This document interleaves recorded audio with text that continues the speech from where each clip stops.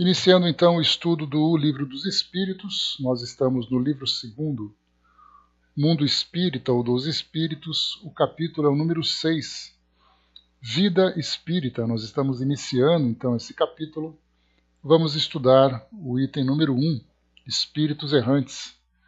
Esse é um tema, que de certa forma desperta em nós muita curiosidade e ao mesmo tempo provoca entre nós uma certa polêmica, exatamente porque no momento em que Kardec publicava o Livro dos Espíritos, tratando desse assunto pela primeira vez, até então,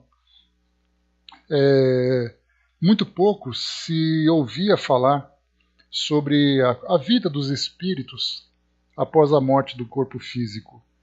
Tudo se baseava naquilo que os textos religiosos apresentavam, falando, por exemplo, sobre céu, inferno, purgatório.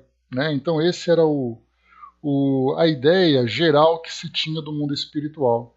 E aí, então, Kardec quebra essa ideia dogmática e traz para nós uma dinâmica completamente diferente, falando sobre a consciência dos espíritos, o seu estado moral, falando sobre a preparação para o retorno aqui ao mundo físico através da reencarnação.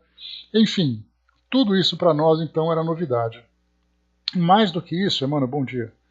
Mais do que isso, nós temos também, depois do lançamento desses livros, dos livros de Kardec, nós tivemos as obras psicografadas. Como, por exemplo, a própria, antes do livro Nosso Lar, no final da década de 1930, nós tivemos na Inglaterra, já chegamos a ler sobre isso, sobre a vida no mundo espiritual, os espíritos descrevendo onde viviam, como viviam, aquela realidade, nós inclusive lemos sobre isso antes de iniciarmos o estudo do livro Nosso Lar. No próprio Nosso Lar, vimos também outras obras, como o livro Voltei, vimos o Memórias de um Suicida, e vimos outras tantas obras também que nós conhecemos, que fala do mundo espiritual de uma visão bastante diferente.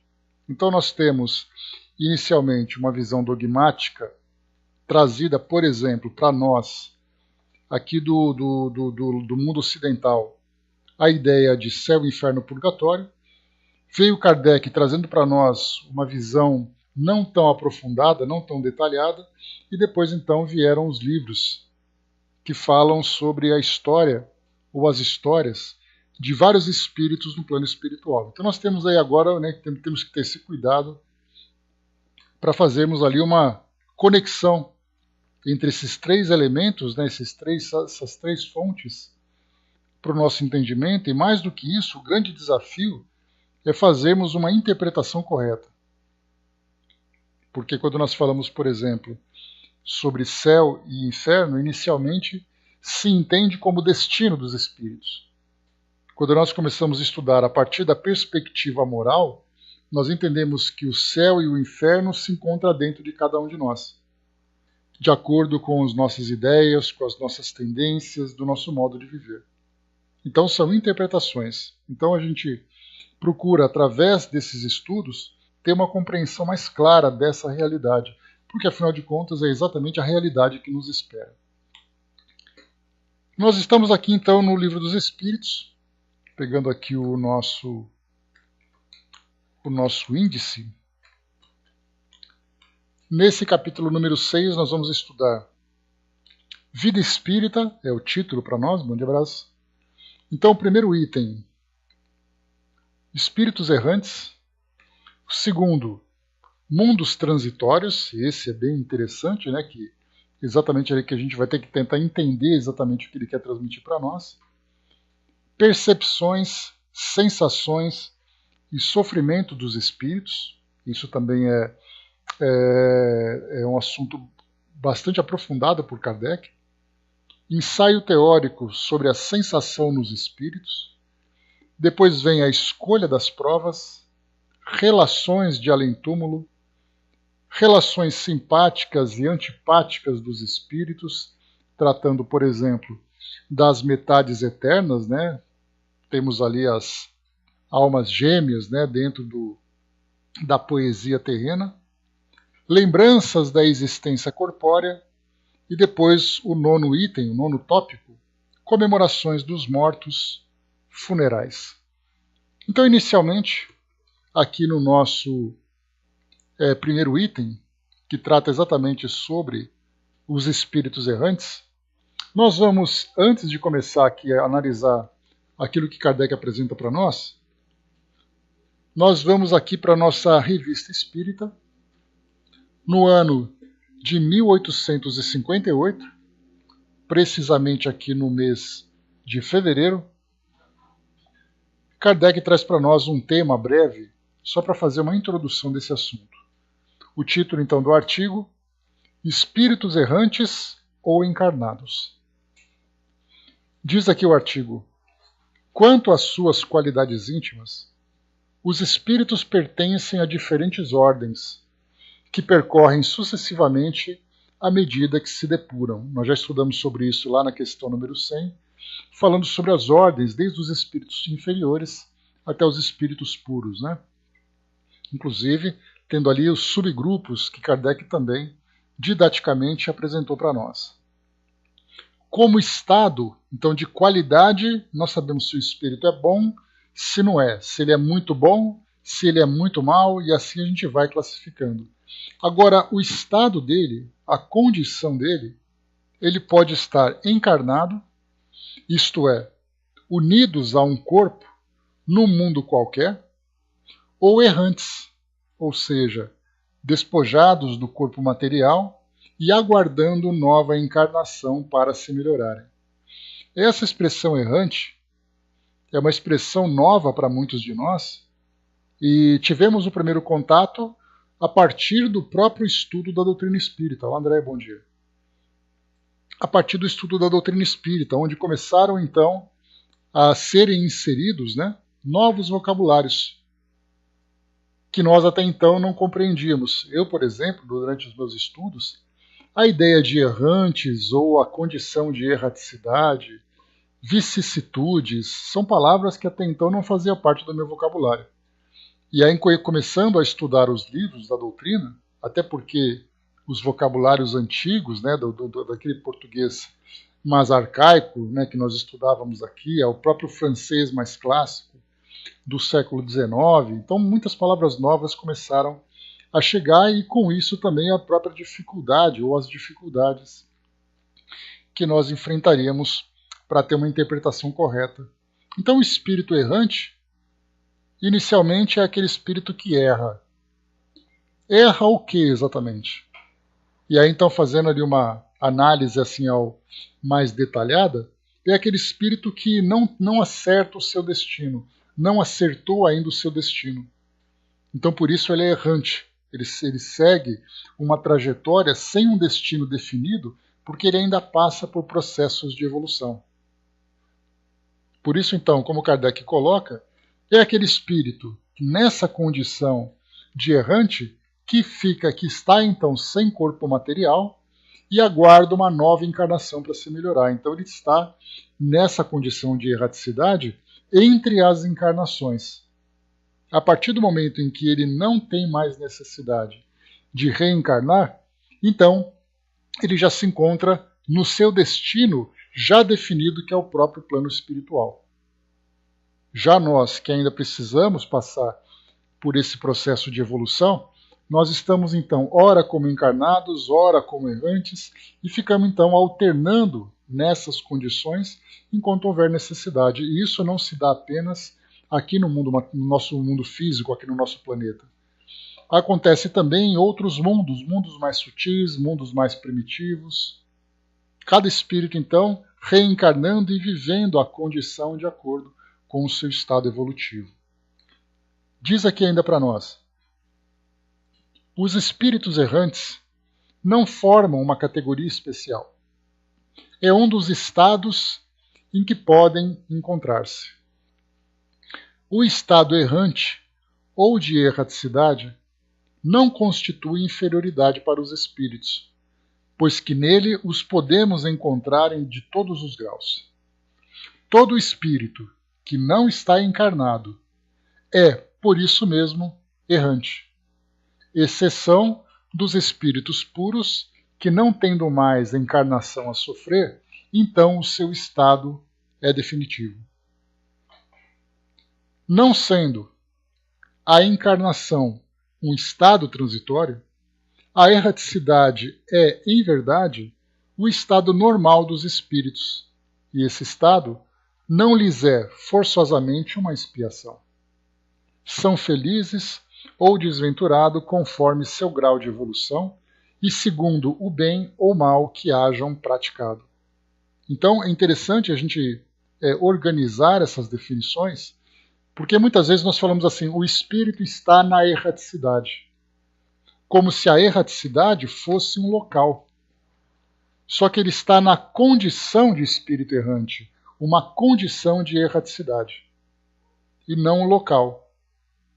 Essa é uma das ideias que nós temos que deixar bem definida, né? Bom dia, Evan.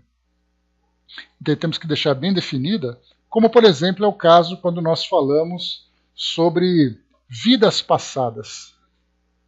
Essas vidas passadas significa que nós temos várias vidas ou temos apenas uma única existência? E aí então a grande dificuldade que nós temos quando não conseguimos definir bem as palavras. Deixa eu ver aqui. Emmanuel colocou para nós aqui, né? Morel Felipe Wilcon, ex-espírita e cético declarado, tem espalhado por aí que o Livro dos Espíritos é fruto do subconsciente egóico de Kardec e das jovens médiuns que o auxiliaram. Morel disse que Chico Xavier não era médium e que Emmanuel é um personagem inventado por Chico, um alter ego. Morel é perigoso porque é estudado e muito inteligente e arrastou, infelizmente, alguns consigo. Né? Morel traiu a doutrina espírita e lhe deu tudo. Né? Sabe o que acontece, Emmanuel? Quando a gente faz um estudo, isso é algo que eu trago sempre para nós, que é importante a gente ter essa clareza para os nossos estudos, é que aquilo que é apresentado para nós não deve ser considerado de uma única fonte. Então, por exemplo, vamos supor que realmente Kardec tenha inventado o Livro dos Espíritos e que Chico Xavier tenha criado Emmanuel como personagem. Nós temos outros tantos médiuns, nós temos outras tantas obras que trazem para nós informações semelhantes. Então, se eu me concentrar exclusivamente numa única fonte e essa fonte estiver errada, tudo desmorona. Então, quando Kardec trouxe para nós essa linha de raciocínio, inclusive, é importante que nós analisemos não a obra em si. Eu sempre falo para nós, para aqui nos nossos estudos, que o grande legado, a grande herança que Kardec deixou para nós, não foi o conteúdo do Livro dos Espíritos, porque esse conteúdo poderia ser obtido por qualquer outro estudioso. Mas Kardec deixou para nós o método, a investigação, a análise, a comparação, filtrando tudo. Esse método, sendo utilizado por outros estudiosos, a informação é precisa. Então, quando a gente fala assim que Kardec inventou tudo isso, vamos analisar primeiro todo o processo. No caso, por exemplo, eu não conheço essa pessoa que você menciona, esse Morel. Se ele, por exemplo, se deparasse numa reunião mediúnica e analisasse as condições, utilizasse todos os critérios de segurança para evitar qualquer tipo de farsa, qualquer tipo de manipulação, visse uma manifestação legítima da mediunidade, ele ia estudar então, como a gente conversou ontem, estudando, né, sobre o... Ontem não, domingo, né, inclusive você estava presente lá na Sala Espiritismo Net Brasil, falando sobre o raciocínio lógico.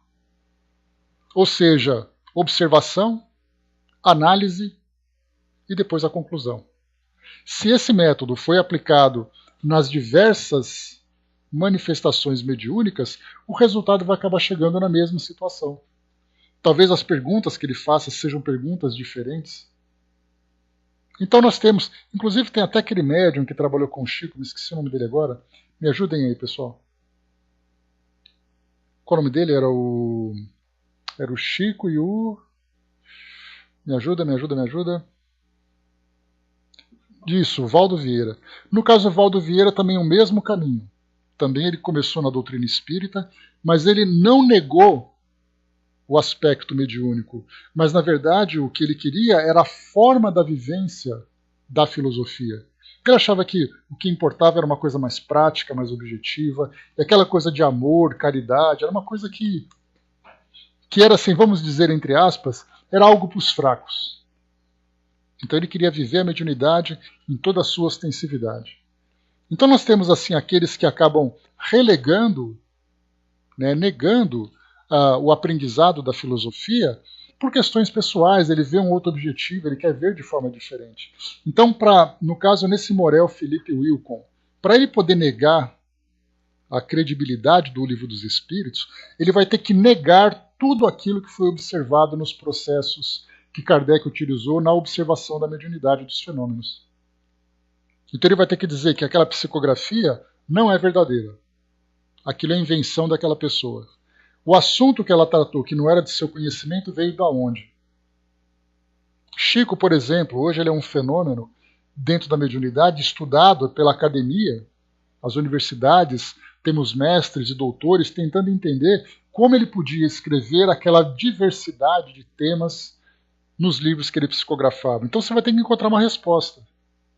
Então a doutrina espírita não precisa ficar brigando com essas pessoas. Inclusive, os espíritos dizem para nós que muitos daqueles, dentro da doutrina espírita, que hoje são oradores, expositores e tudo mais, na verdade hoje cumprem uma missão de correção daquilo que erraram no passado, porque usavam essa mesma inteligência, esse mesmo discurso para destruir aquilo que levaria as pessoas ao real caminho da evolução.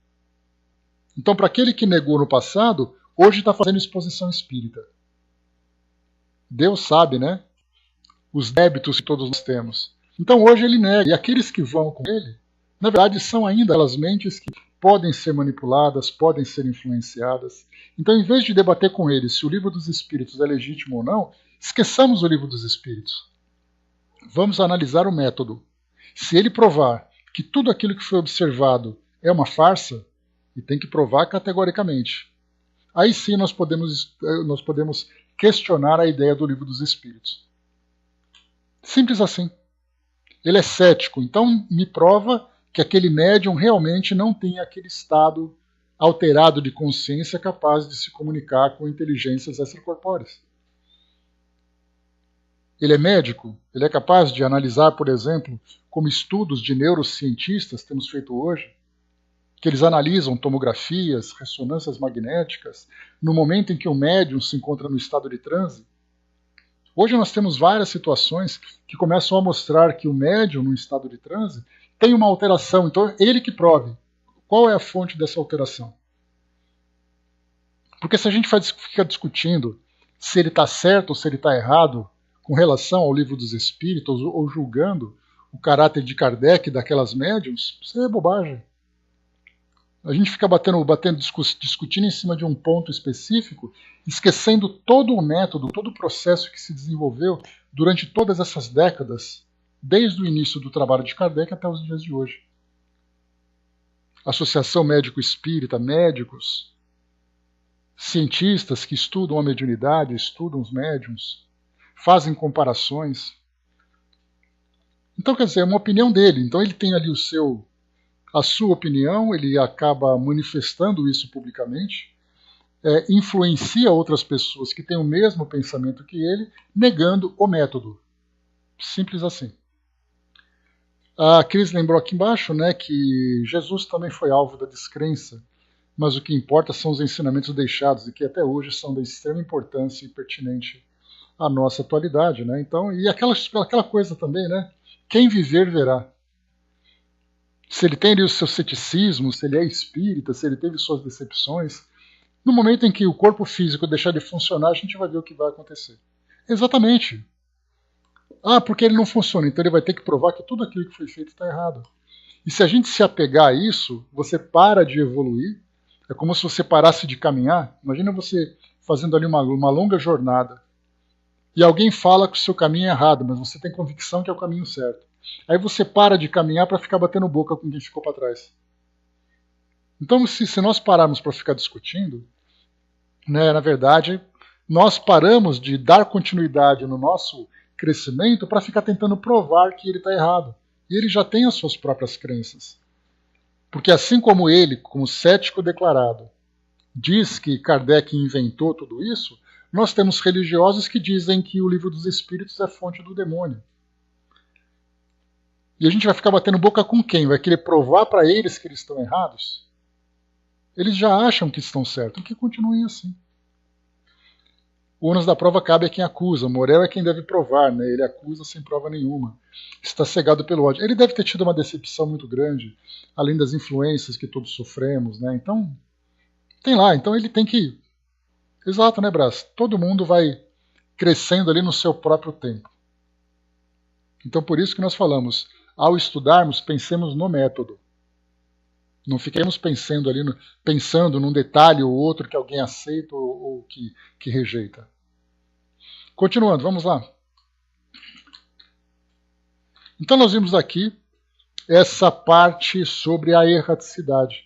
E nós temos aqui uma outra passagem, também aqui da Revista Espírita, agora do ano de 1860, no mês de outubro, intitulado, o artigo, né? Os Espíritos Errantes. A médium é a senhora Costel. Ela já se manifestou aqui, né? Já se fez presente, né? Em várias manifestações de espíritos que se tornaram artigos depois. Bom dia, dona Miriam. Diz assim para nós então o texto. Os espíritos estão divididos em várias categorias. A princípio, os embriões, que não possuem nenhuma faculdade distinta, que flutuam no ar como insetos que se veem turbilhonar, num raio de sol, que volitam sem objetivo e que encarnam sem terem feito escolha. Tornam-se seres humanos ignorantes e grosseiros. Acima deles estão os espíritos levianos. Então ele fala primeiro dos embriões, aqueles espíritos na fase inicial do seu desenvolvimento. Acima deles estão os espíritos levianos, cujos instintos não são maus, mas apenas maliciosos. Divertem-se com os homens e lhes causam aborrecimentos frívolos. São crianças, delas conservando os caprichos e a malícia pueril. Os espíritos maus não são todos do mesmo grau. Uns não fazem outro mal, além de ligeiros enganos. Não se prendem a um ser e se limitam a cometer faltas pouco graves. Os espíritos malfeitores impelem ao mal e gozam com isso, mas ainda têm algum lampejo de piedade. Os espíritos perversos não a têm. Todas as suas faculdades tendem para o mal. Fazem-no por cálculo e com perseverança. Gozam das torturas morais que provocam. Correspondem no mundo dos espíritos aos criminosos no vosso. Chegam a tal perversidade porque desconhecem as leis de Deus. Nas suas vidas carnais, sucumbem de queda em queda e passam-se séculos antes que lhe venha um pensamento de renovação. O mal é o seu elemento. Nele mergulham com prazer. Mas, obrigados a reencarnar-se, passam por tais sofrimentos, e esses sofrimentos de tal modo crescem em suas vidas espíritas, que a paixão do mal neles se consume.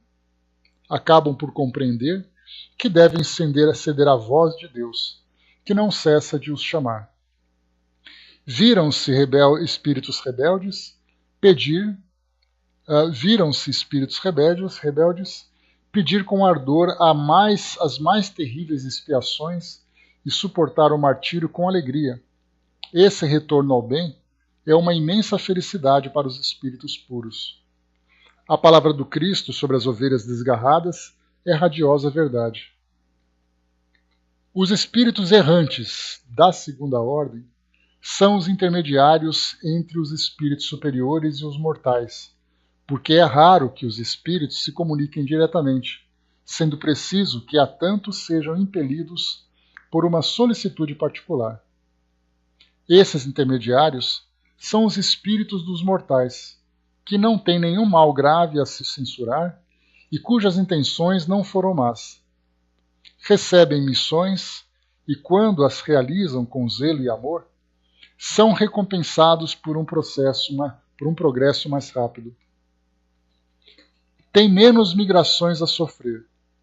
Assim, os espíritos desejam ardentemente essas missões, que só lhes são concedidas como recompensa e quando são julgados capazes de cumpri-las. São os espíritos superiores que os dirigem e lhes escolhem as funções.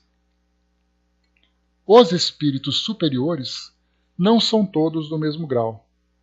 Se eles são dispensados das migrações nos vossos mundos, não o são das condições de progresso nas esferas mais elevadas. Enfim, não existe nenhuma lacuna no mundo invisível e no visível. Uma ordem admirável proveu tudo. Nenhum ser é ocioso ou inútil. Todos concorrem na medida de suas faculdades para a perfeição da obra de Deus, que não tem termo nem limite. Aqui então o Espírito Georges assina essa psicografia. Eu estou aqui agora no ano de 1860, no mês de outubro, que eu acabei de ler aqui, Andréa. E o título que eu li foi Os Espíritos Errantes, Médium Senhora Costel. Então, lidos esses dois textos, nós vamos agora então para o Livro dos Espíritos, ver aqui as perguntas e respostas que Kardec apresenta para nós. Então nós vimos aqui um artigo de 58, depois 1860. E aqui nós vamos para o Livro dos Espíritos, que foi inicialmente publicado em 1857, depois em 61 ou 62, nós tivemos ali a segunda edição mais completa. Então aqui, Espíritos Errantes. Pergunta 223. Vamos pensar o seguinte. Quando nós lemos essas questões, algumas perguntas parecem ser meio óbvias, e os espíritos respondem também de uma forma muito direta, muito objetiva. Voltando então no tempo, nós temos que lembrar que muitas pessoas leram essas respostas abordando esse assunto pela primeira vez. Para nós hoje, ali mais de 160 anos da publicação do Livro dos Espíritos, nós já lemos o Livro dos Espíritos, já ouvimos palestras, já lemos obras psicografadas. Esse assunto já foi abordado por vários aspectos, por várias perspectivas. Mas quando esse livro foi lido naquela época, tudo isso era novidade. Então nós veremos aqui algumas vezes as respostas dos espíritos, que a gente poderia dizer assim, poxa, podia ser mais completa falar de tal coisa. Basta a gente lembrar que isso aqui foi a primeira vez que muita gente ouviu falar. Então, na questão 223, a alma se reencarna imediatamente após a separação do corpo? Então nós já temos estabelecida na nossa mente a ideia da morte do corpo físico e a liberdade do espírito, que o espírito vai para o mundo espiritual, que o espírito permanece individualizado, que ele permanece consciente e que ele se prepara para uma reencarnação. Então nós estamos na questão 223 e antes dela nós tivemos vários outros assuntos trazendo para nós outras peças desse grande quebra-cabeça. Então nós já sabemos da reencarnação, da pluralidade dos mundos, das condições morais dos espíritos, da desencarnação. Tudo isso já foi abordado. Então, quando se pergunta, a alma se reencarna imediatamente após a separação do corpo? Nós já entendemos a reencarnação como parte de uma lei natural. Mas ela acontece de imediato? Você morre fisicamente e de imediato já inicia uma nova reencarnação? A resposta: às vezes imediatamente, mas na maioria das vezes depois de intervalos mais ou menos longos. Nos mundos superiores, a reencarnação é quase sempre imediata.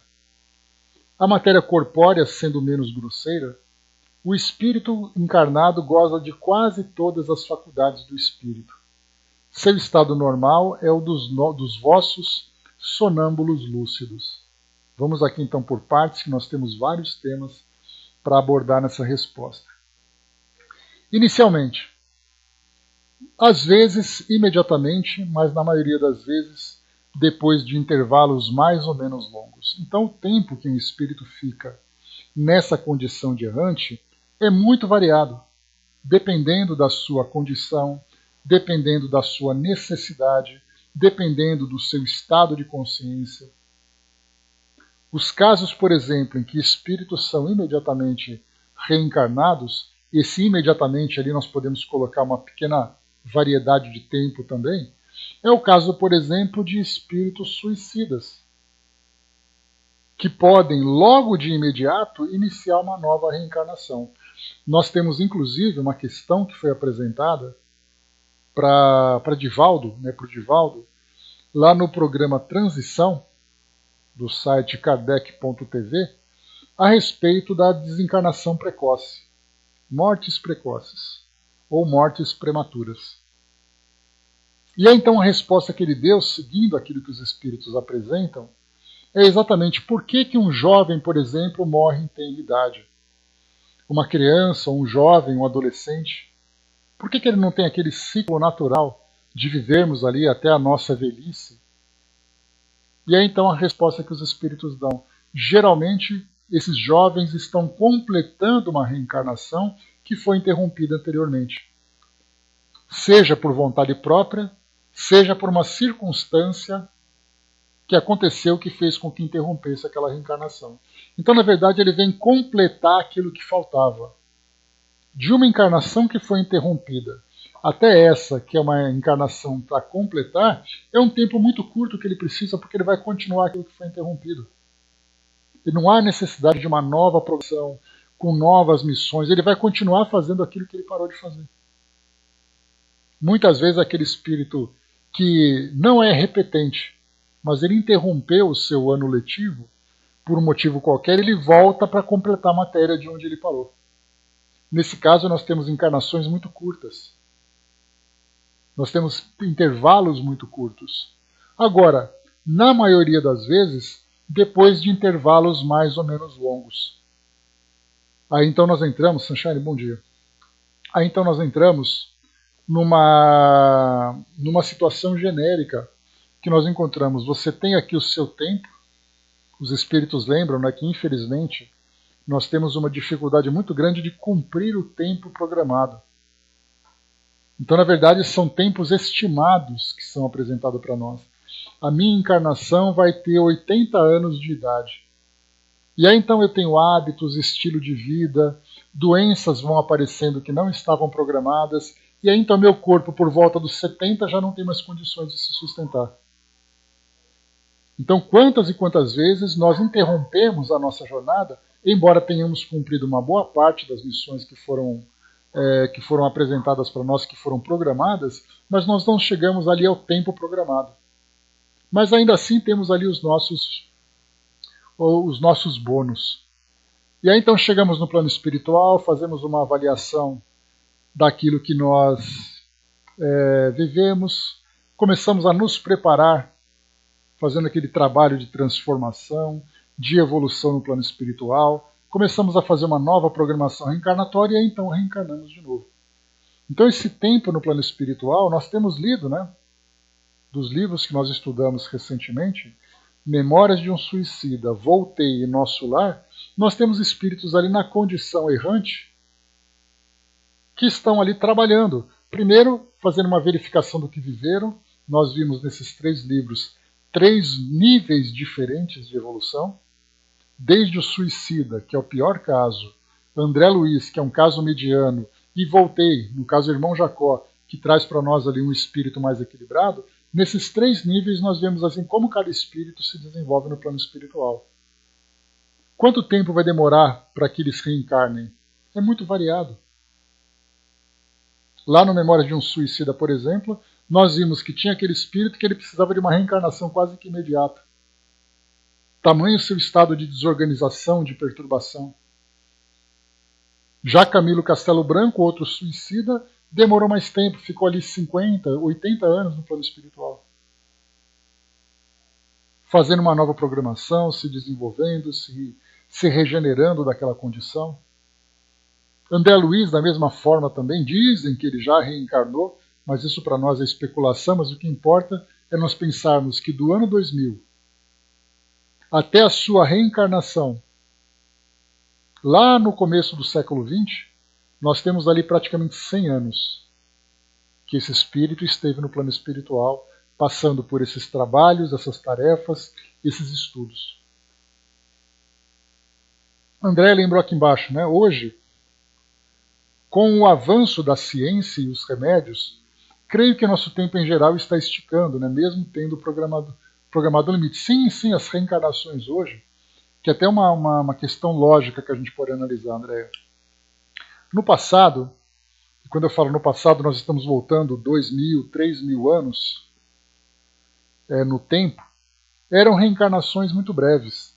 A expectativa de vida das pessoas, devido às condições de existência, aos valores, à hostilidade da sociedade, eram reencarnações na Idade Média, por exemplo, para um camponês comum, ele tinha uma reencarnação que se baseava nos 35 anos de idade.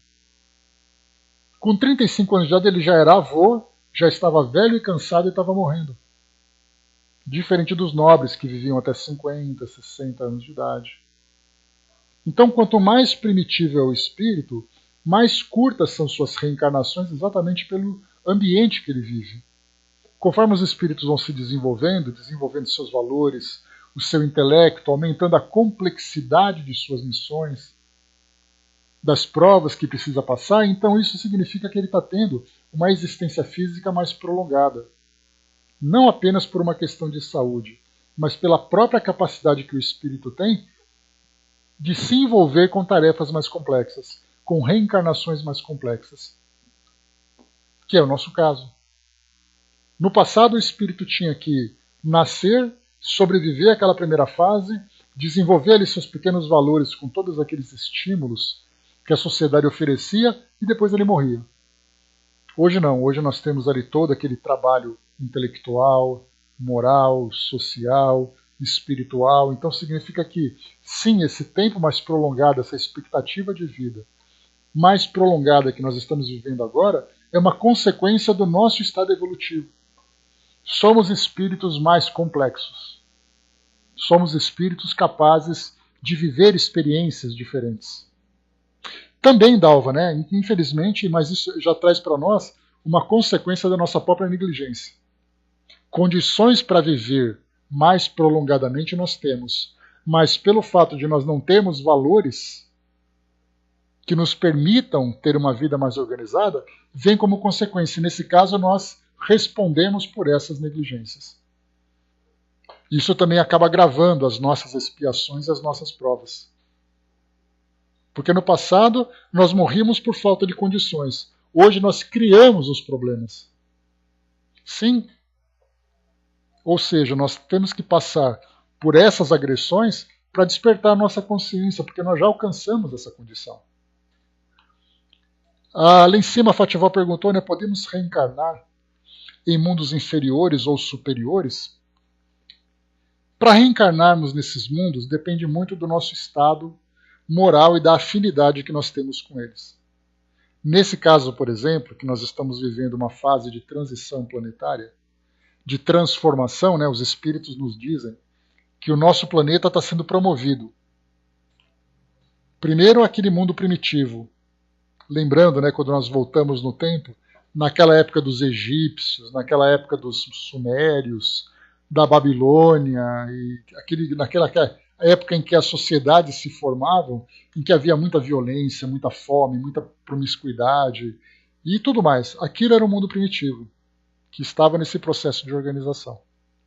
Depois do mundo primitivo, ele passa para o mundo de provas e expiações. Os espíritos mais conscientes já podem assumir de uma forma muito mais direta as responsabilidades de suas ações.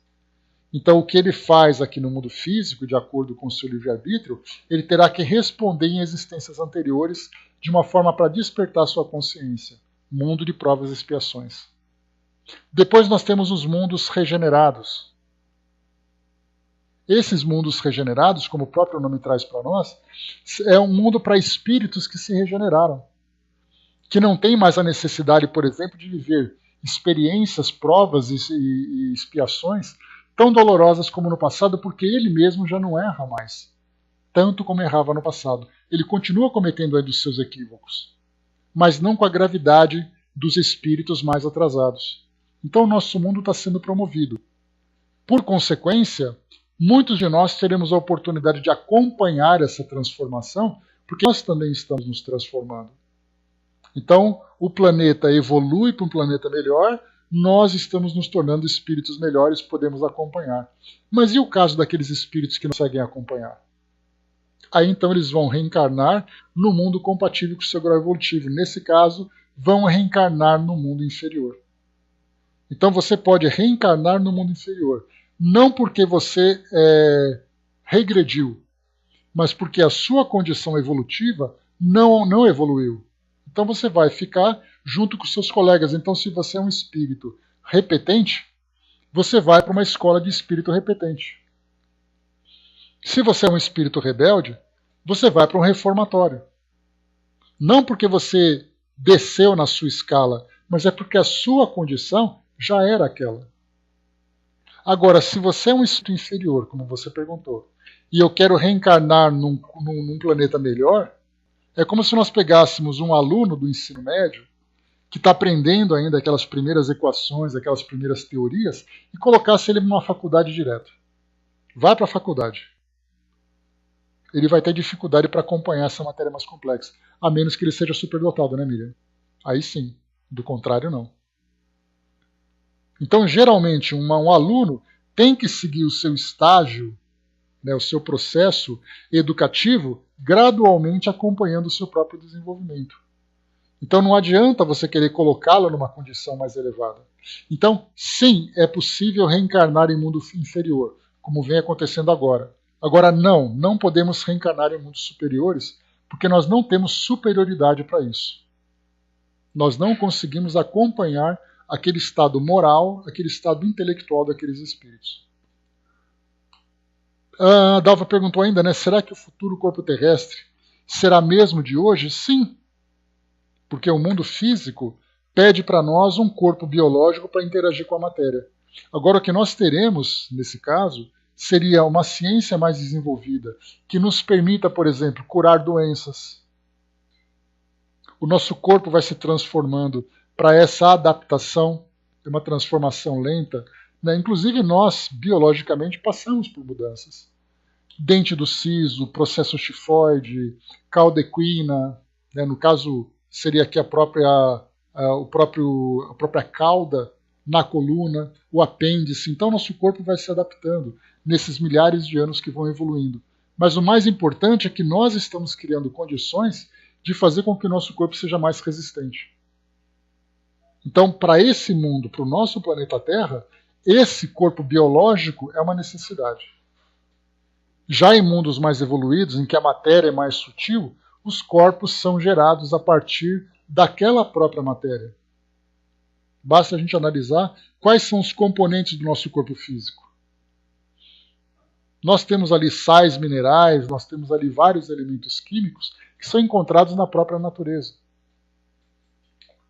Então nós teremos condições de viver de um modo mais equilibrado. Essa é a diferença que nós teremos. Dudu perguntou aqui, né? O plano espiritual já prepara a nossa vida terrena de acordo com a melhora de vida que temos hoje, vivendo mais, porque, como sei, temos um plano de vida assim que encarnamos. As coisas mudaram para nós, espíritos encarnados, como ficam os completistas. Assim que o espírito consegue evoluir, superando as suas próprias fraquezas, ele já não tem necessidade, por exemplo, de viver num mundo em que traz para nós tantas provocações, tantas agressões, dentro do campo moral, por exemplo, ou dentro do campo físico.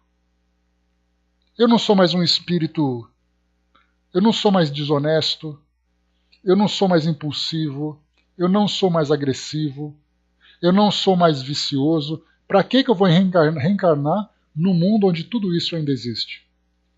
Salvo a condição de missão, um espírito missionário, eu vou viver em espírito compatível com o meu caso. Voltando mais uma vez naquela comparação, naquela analogia da escola, se eu sou um aluno que já aprendeu todas as matérias relativas àquele ano de estudo, para que eu vou estudar de novo com aqueles jovens? Eu vou aprender coisas novas.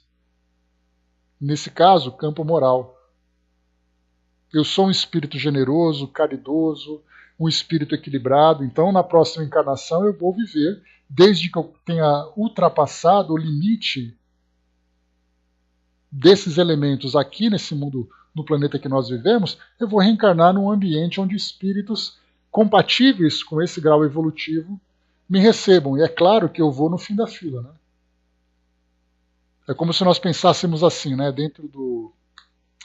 Dentro da vida militar. Imagina que eu tenho uma patente. Eu sou ali um primeiro tenente. E aí então eu sou promovido a capitão. Quando eu chego nessa condição de capitão, eu vou encontrar outros capitães mais antigos que eu. E eu vou ficar como um jovem capitão.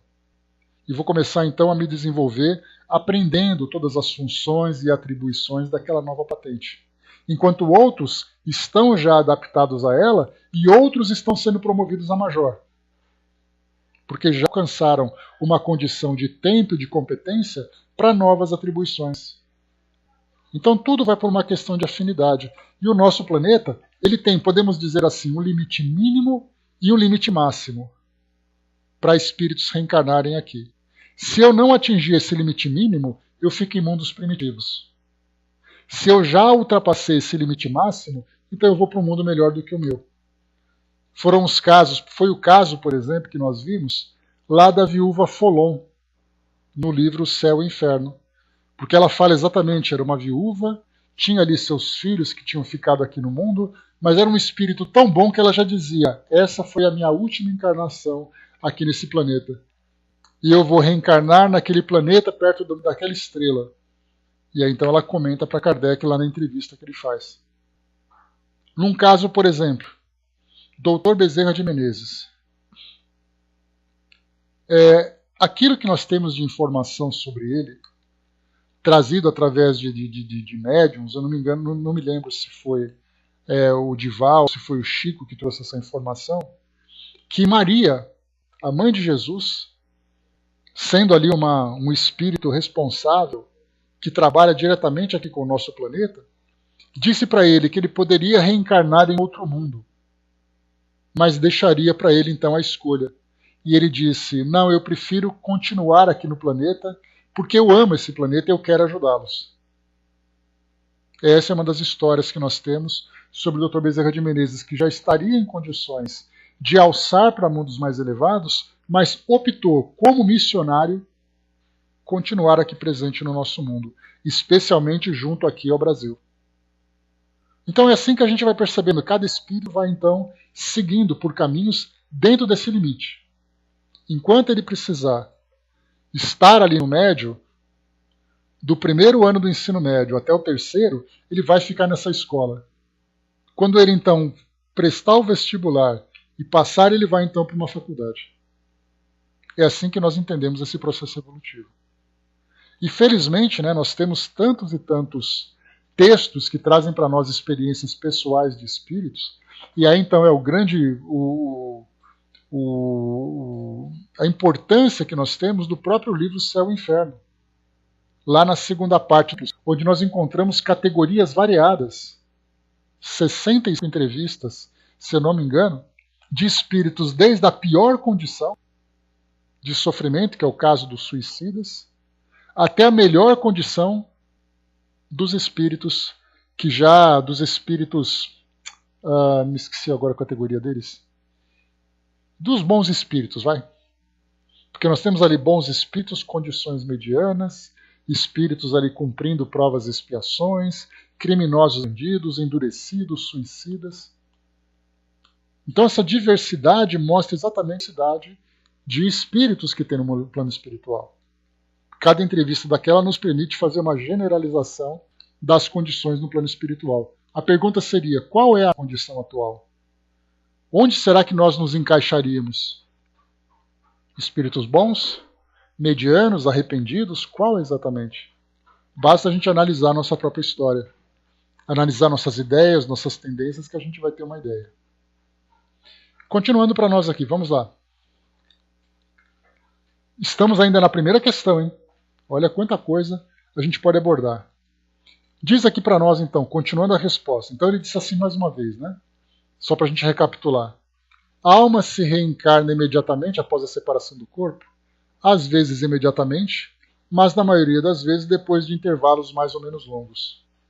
Nos mundos superiores, a reencarnação é quase sempre imediata. A matéria corpórea sendo menos grosseira, o espírito encarnado goza de quase todas as faculdades do espírito. Seu estado normal é o dos vossos sonâmbulos lúcidos. Então, nesses mundos superiores, a reencarnação para os espíritos não é uma reencarnação penosa. Exatamente porque eles não sofrem mais as provas e expiações relativas a espíritos nesse nível evolutivo em que nós estamos. Então eles reencarnam para tarefas que nós não compreendemos, já que nós não temos ali detalhes desses mundos superiores, mas eles têm ali atribuições durante a reencarnação que vão ajudá-los a evoluir de um modo muito mais rápido. E eles são de tal forma conectados com o plano espiritual que quando fala para nós aqui sonâmbulos lúcidos, são aqueles médiums que estão acordados, mas estão ali com a dupla vista ativa.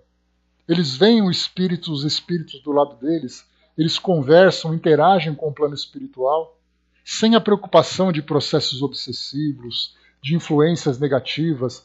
Nem tudo ainda, Gilda, porque eles estão em mundos superiores, mas não estão em mundos puros. Então ainda tem ali as suas pequenas dificuldades, mas longe, sem dúvida nenhuma, daquilo que nós vivemos aqui no nosso mundo hoje. Porque os espíritos puros não reencarnam mais. Já os espíritos superiores ainda reencarnam, ainda que sejam em mundos compatíveis com o seu grau evolutivo. Então nós vemos assim que o espírito vai reencarnando, até o momento em que ele fala, não preciso mais reencarnar, não porque eu tenha perdido as minhas imperfeições, mas é porque eu tenho o controle absoluto de todas as minhas tendências, todos os meus valores. Então eu não erro, não porque eu não tenha motivo para errar, é porque eu não quero. Mas se eu quisesse, eu poderia. E o espírito puro, tendo consciência plena da sua realidade, da conexão com Deus, simplesmente abrem mão de todos esses prazeres ainda inferiores que nós vivenciamos. Então por isso que nós vemos, as reencarnações acontecem. Mais tempo, menos tempo. Espíritos, por exemplo, que foi colocado para nós em mundos superiores, reencarnam quase que imediatamente. Aqui no nosso mundo, ou imediatamente, né? Ou quase imediatamente no nosso mundo, quando tem essas reencarnações complementares. E assim cada um vivendo a sua experiência. Mas o tempo no plano espiritual, cada espírito terá o seu. Todos nós desencarnaremos. Imaginemos agora, por exemplo, que aquele terremoto que deu aqui em São Paulo ontem, né? São Paulo com terremoto, onde já vimos isso? De repente desencarnamos coletivamente. Todos nós ficaremos o mesmo tempo no plano espiritual? Nós vamos numa caravana e reencarnamos numa caravana? Cada um no seu tempo. Cada um de acordo com sua necessidade. Dava colocou, né, somente em mundos sem governo, cada um faz o que quer. É aquela utopia, né? Utopia significa lugar nenhum. E é aquele mundo em que é o mundo de faz de conta. Só que nós lembramos sempre que os espíritos mais evoluídos, eles, na verdade, esses mundos não são governados necessariamente por uma entidade, mas é por um pensamento coletivo. E isso foi na Bolívia, Braça. É um pensamento coletivo, porque a gente lembra, Dalva, comentando sobre isso, que existe uma hierarquia no plano espiritual muito parecida com aquela que existe hoje, em termos de estrutura, não em termos de valores. Não, Brás, não senti não. Não em termos de valores. Qual é a estrutura? Nós lembramos, por exemplo, que nós temos um espírito responsável por nós, pela nossa família, pela nossa cidade, pelo nosso estado, pelo nosso país.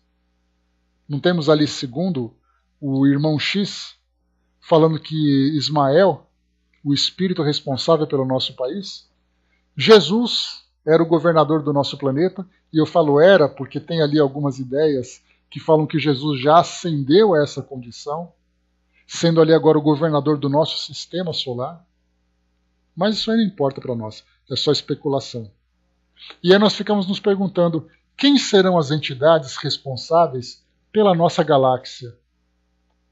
Já que existem bilhões de galáxias espalhadas pelo universo, cada uma delas tem uma regência.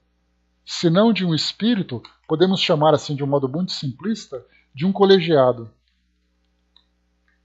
Grupos de galáxias, quem são essas consciências? Qual é exatamente o grau evolutivo desses espíritos?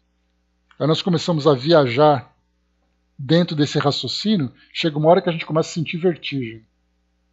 Tentar imaginar o inimaginável. De tamanho grau evolutivo desses espíritos. E a conexão que eles têm com Deus. Seja lá qual é o entendimento que nós tenhamos sobre Deus. Porque até isso é um desafio para nós. Ao estudarmos a primeira questão do Livro dos Espíritos, Kardec perguntou o que é Deus? Aí a resposta clássica, inteligência suprema, causa primária de todas as coisas. Inteligência suprema. Aí nós temos Deus que é o Pai, Deus que é o arquiteto, Deus que é o Criador, Deus que é isso, cada um dando a sua interpretação. E esses espíritos, nesse grau de pureza tão desenvolvido, eles têm uma conexão com Deus. Como será que é essa conexão? Como será que eles entendem Deus? Como será que eles se relacionam com Deus? Nós saberemos. Chegaremos na condição de espíritos puros. Só precisamos ter paciência. Daqui a alguns milhões de encarnações, talvez a gente chegue lá. Vai saber, né? Continuando aqui então, vamos acelerar um pouquinho. Questão 224. O que é a alma nos intervalos das encarnações? A resposta, né, a gente já abordou sobre isso, é o espírito errante, que aspira a um novo destino e o espera. Ou seja, ele não tem uma posição definida. Ele está sempre naquele estágio temporário, buscando essa posição definitiva, que é exatamente o estado de pureza. Onde cada espírito fica, em que condição, fazendo o quê, nós temos todas aquelas diversidades que já aprendemos nos demais livros. Mas Kardec insiste em mais duas perguntas. 224A. Qual poderá ser a duração desses intervalos? Lembrando que nós não estamos aqui falando exclusivamente do planeta Terra. Nós falamos de mundos superiores, como vimos na questão anterior, lá 223. Que nos mundos superiores a reencarnação é quase que imediata. Quase sempre imediata, né? Como diz aqui, voltando. Nos mundos superiores a reencarnação é quase sempre imediata. Então nós falamos de reencarnação no universo, não exclusivamente no nosso planeta.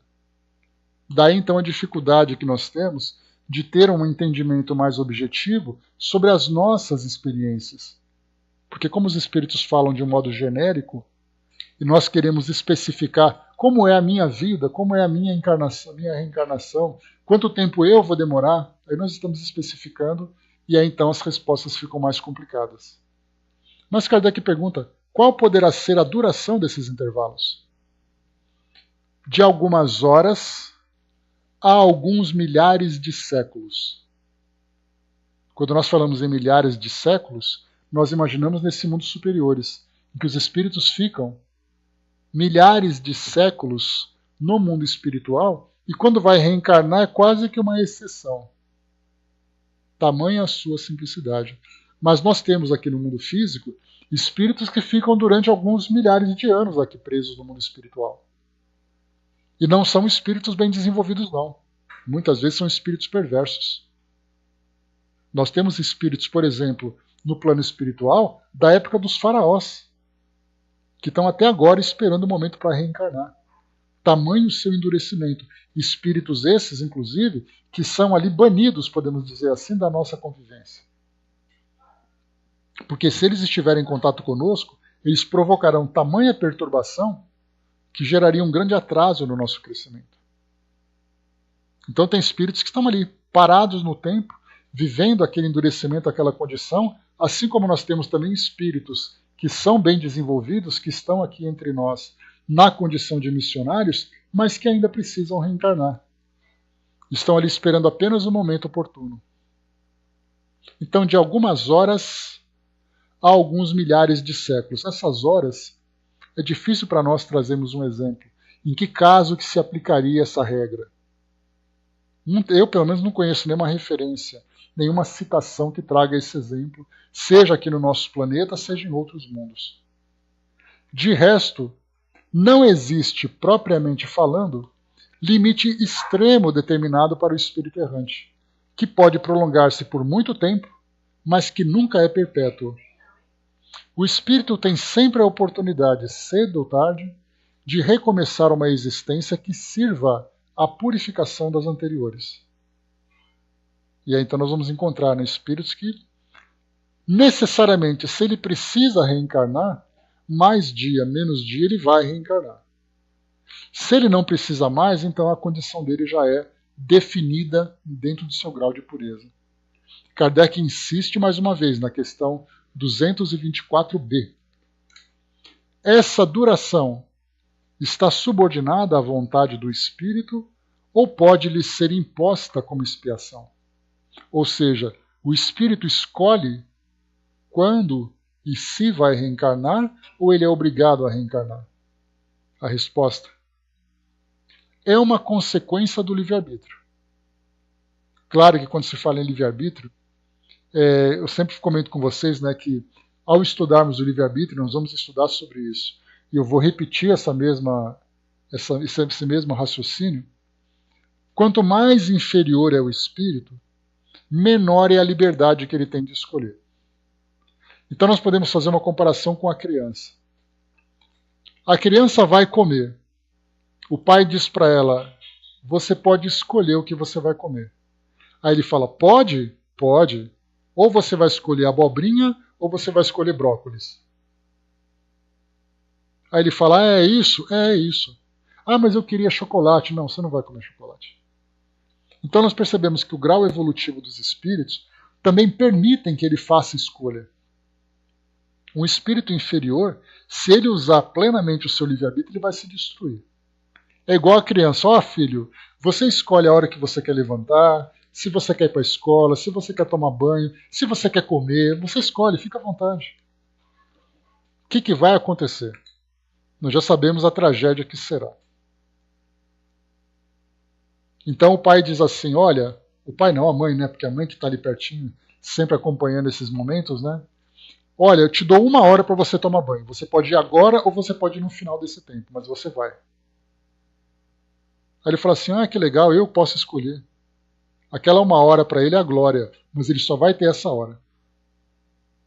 Então por isso o livre-arbítrio ele vai se tornando cada vez mais amplo conforme o espírito vai tendo mais consciência, vai tendo mais lucidez e assumindo mais responsabilidades. Os espíritos puros fazem o que querem, dentro daquelas leis que foram estabelecidas. E eles fazem o que querem porque eles têm plena consciência de sua responsabilidade. Nós fazemos o que queremos? No caso da reencarnação, por exemplo, os espíritos vão dizer, como aconteceu no Memórias de um Suicida. Logo que os espíritos saíram do Hospital Maria de Nazaré, vocês se recordam? Eles foram para uma palestra em que o dirigente do hospital disse assim para eles, um dos ministros não, dos chefes ali do hospital, ele disse para eles o seguinte, olha, quem quiser reencarnar agora pode, quem quiser fazer cursos pode, quem quiser trabalhar pode, e quem não quiser fazer nada também pode, só que terá consequências. Aí nós tivemos aquele que foi o caso de Camilo, escolheu fazer cursos, outros que escolheram uma reencarnação imediata a partir daquele momento, pelos compromissos, pelos dramas de consciência, pelas necessidades de reajuste e tudo mais. Outros simplesmente falaram assim, eu quero ficar aqui vadiando. Outros disseram, eu posso trabalhar no hospital? Então, a escolha, o que foi oferecido para eles em termos de opções, foi assim foram opções pequenas, mas muito significativas para o seu progresso. No caso, por exemplo, que nós vemos em outros livros, em que os espíritos têm ali, conforme eles vão aprendendo, sendo influenciados positivamente, eles vão percebendo a importância do resgate da própria história, corrigindo o seu passado. Então ele está no plano espiritual e ele lembra assim, olha, vamos mostrar para você a sua história. Você cometeu esse erro, você machucou essa pessoa, você acertou fazendo isso, fazendo aquilo. Então é importante que você volte para corrigir aquilo que falta. Aí o espírito vai dizer, mas precisa ser agora? Não necessariamente, mas não esqueça que você precisa voltar. Aí o espírito vai se desenvolvendo no plano espiritual até chegar uma hora em que ele percebe. Quando ele começa a rejeitar, aí então os espíritos se aproximam dele e falam assim, e aí, você já escolheu? Já começa a vir aquela pressão para que eles então tomem suas decisões. Porque do contrário, o espírito que é rebelde, como foi colocado para nós aqui, dentro dessa mesma questão, que diz assim, né? Que primeiro é uma consequência do livre-arbítrio. Escolher encarnar ou não. Os espíritos sabem perfeitamente o que fazem, mas para alguns é também uma punição infligida por Deus. Aqueles espíritos, então, que, principalmente obsessores, né, que nós encontramos, espíritos sofredores, não, eu não quero, eu não posso, eu não vou, não, você vai sim. Até porque essa reencarnação para você é o seu bem. É aquele espírito que fala assim, ó, vamos lá para o hospital, que eu vou abrir sua barriga para tirar o seu apêndice. Eu não quero ir, mas você precisa. É para o seu bem. Outros, diz aqui a resposta, pedem o seu prolongamento para prosseguir estudos que não podem ser feitos com proveito, a não ser no estado de espírito. Então essa antecipação ou essa prorrogação dessa condição de erraticidade depende também de cada espírito, de acordo com sua necessidade, de acordo com o seu merecimento. Quais são exatamente ali os motivos que ele apresenta para postergar, por exemplo, a sua reencarnação. Teve um espírito, já conversei com vocês sobre ele, Joaquim de Aruanda. Pode sim, Dudu, por favor. Dudu vai colocar o texto sobre Dr. Bezerra de Menezes com Maria, né, a respeito da sua desencarnação, né, tá ali. Então daqui a pouco eu faço a leitura enquanto vocês leem aí. Então nesse caso nós temos, né, deixa eu lembrar agora onde eu estava. Deixa eu voltar aqui um pouquinho.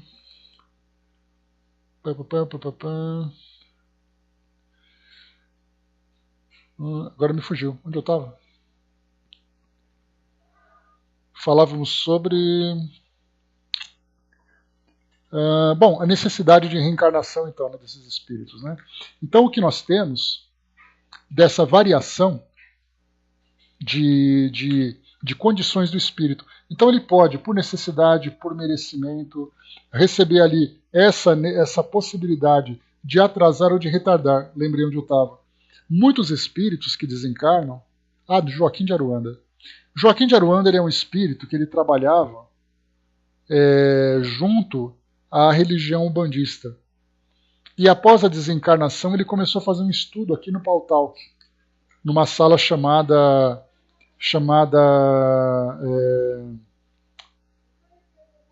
qual é o nome daquela sala? Sobre ecumenismo. Esqueci o nome da sala agora. Mas falava sobre religiões em geral. E ele estudava, inclusive, o próprio Livro dos Espíritos. E aí então ele comentava o seguinte, que nós muitas vezes não temos essa consciência, mas são tantos os espíritos que desencarnam e sofrem por aquilo que viveram, a culpa, o medo, a perseguição, que eles imploram para reencarnar. Ele falava assim, a fila para a reencarnação parece uma fila de INSS lá no mundo espiritual. Só que nem todo mundo tem autorização permissão para reencarnar naquele momento. Porque ele quer reencarnar para fugir da consciência. Ele não quer necessariamente reencarnar para poder resolver os problemas. Então ele precisa primeiro se equilibrar, compreender aquilo que ele fez, se preparar para novas experiências, para só então ele reencarnar para ter condições de fazer aquilo. É aquele aluno desesperado para fazer a prova sem estudar. Ah, mas eu quero fazer agora. Você estudou? Não. Então não é hora de você fazer. Primeiro vai lá e senta, estuda, depois você vem. Dentro do campo moral é a mesma coisa. Nós temos que criar uma estrutura moral para lidarmos com as situações que nós teremos que enfrentar. Muitas vezes reencontrar outros espíritos aqui no mundo físico é um problema para nós. Espíritos que nos prejudicaram ou que foram prejudicados por nós. De repente eu dou de cara com ele, eu entro em parafuso. Então eu preciso me preparar para situações de doenças, condições sociais, condições morais, relacionamentos. Então muitos espíritos imploram para reencarnar imediatamente. Outros tentam fugir da reencarnação. Porque eles precisam reencarnar, mas eles vão encontrar um abacaxi para descascar. Então eles tentam enrolar, até que chega uma hora que não tem mais jeito. Ele vai ter que voltar. Então nós vemos assim que esse livre-arbítrio ele é utilizado de acordo com a possibilidade que o espírito tem.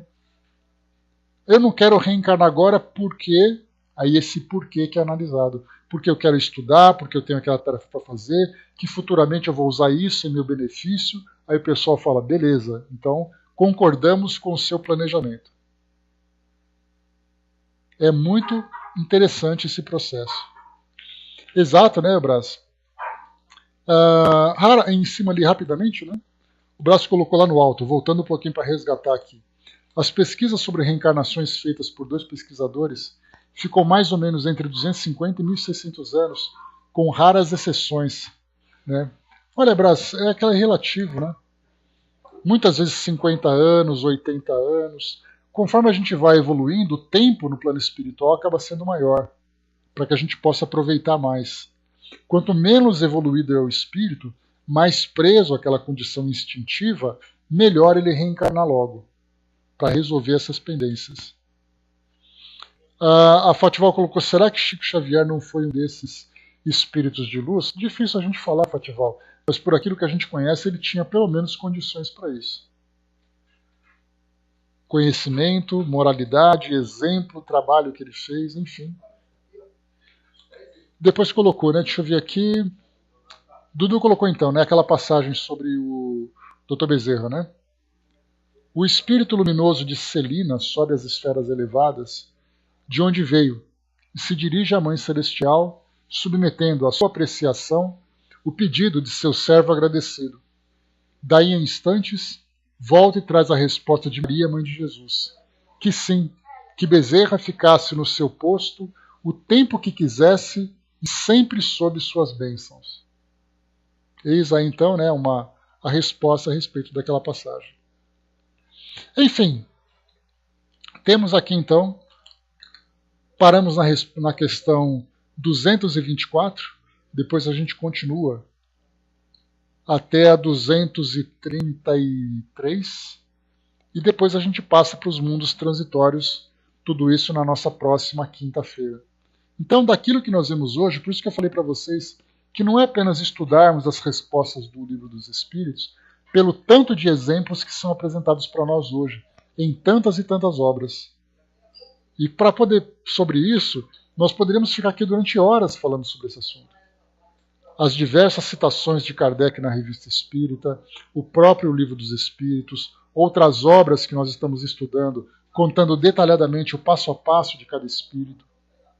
Então, muita coisa para falar. A gente fala de um modo mais superficial, só para entendermos genericamente como se dá esse processo. Lembrando que, para muitos, essa ideia do mundo espiritual, dessa liberdade toda, e a própria preparação para a reencarnação é algo negado por suas crenças. Simplesmente não aceitam. Enquanto nós estamos falando quanto tempo o espírito leva para reencarnar, o outro vai dizer, eu não acredito em reencarnação. E aí então muda tudo. E aí nós vemos então quão atrasado o nosso planeta se encontra ainda em termos de entendimento dessa realidade espiritual. Mas felizmente nós temos em nosso caminho a doutrina espírita, que nos traz esse esclarecimento, nos faz nos prepararmos na nossa vivência aqui no mundo físico, já antecipando aquilo que receberemos no plano espiritual. Então, meus amigos, encerrando por aqui o nosso encontro de hoje. Mais uma vez nós paramos na questão 224, o próximo encontro então 225. Veremos isso então na quinta-feira, lembrando, né, que segunda e quarta nós estudamos o nosso livro Nosso Lar, terças e quintas o nosso Livro dos Espíritos, e sexta-feira nós estudamos a nossa Revista Espírita. E aproveitando que na próxima sexta-feira nós não teremos estudos